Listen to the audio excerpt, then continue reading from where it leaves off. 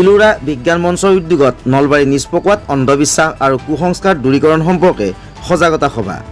5 গৰাকী মানৱ দৰদীৰ দেহদান আৰু নেত্ৰদান।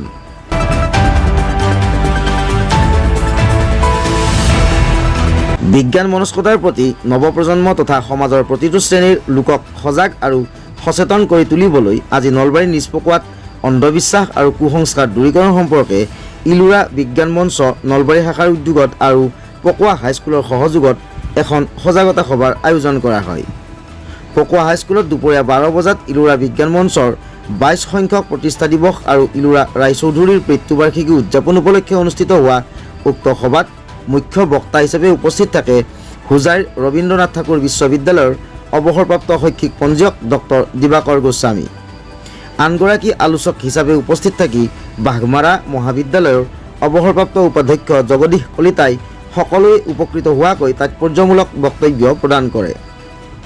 নিখিল ভাৰত জনবিজ্ঞান সংস্থাৰ অন্যতম অংশীদাৰ ইলোৰা বিজ্ঞান মঞ্চ অসমৰ 22 সংখ্যক প্ৰতিষ্ঠা দিৱস আৰু অসম তথা উত্তৰ পূৰ্বাঞ্চলৰ ভিতৰতে নেত্ৰদান আৰু দেহদান কৰা প্ৰথমগৰাকী মহিলা ইলোৰা ৰায়চৌধুৰীৰ 22 সংখ্যক মৃত্যুবাৰ্ষিকী উপলক্ষে আজি উক্ত অনুষ্ঠান অনুষ্ঠিত হয়।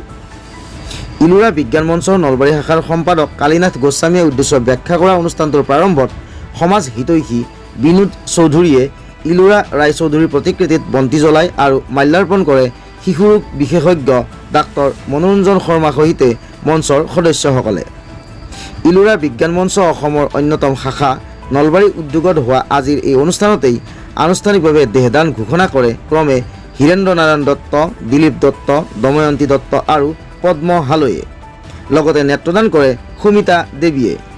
পকোৱা হাইস্কুলৰ প্ৰধান শিক্ষক মইনুৰ হুছেইনৰ সভাপতিত্বত হোৱা উক্ত অনুষ্ঠানত পকোৱা হাইস্কুলৰ শিক্ষক শিক্ষয়িত্ৰী তথা অন্যান্য বিষয়ববীয়া প্ৰমুখ্যে শতাধিক লোকে অংশগ্ৰহণ কৰে। উল্লেখযোগ্য যে এই অনুষ্ঠানৰ লগত সংগতি ৰাখি উক্ত বিদ্যালয়ত অধ্যয়নৰত ছাত্ৰ ছাত্ৰীসকলৰ মাজত এখনি মুকলি কুইজ প্ৰতিযোগিতাৰো আয়োজন কৰা হয় বুলি উদ্যোক্তাসকলে জানিবলৈ দিয়ে। ইলোৰা বিজ্ঞান মঞ্চৰ নলবাৰী শাখাৰ সভাপতি ফণীধৰ তালুকদাৰে উপস্থিত সকলোৰে শলাগ লৈ সভাৰ সামৰণি পেলায়।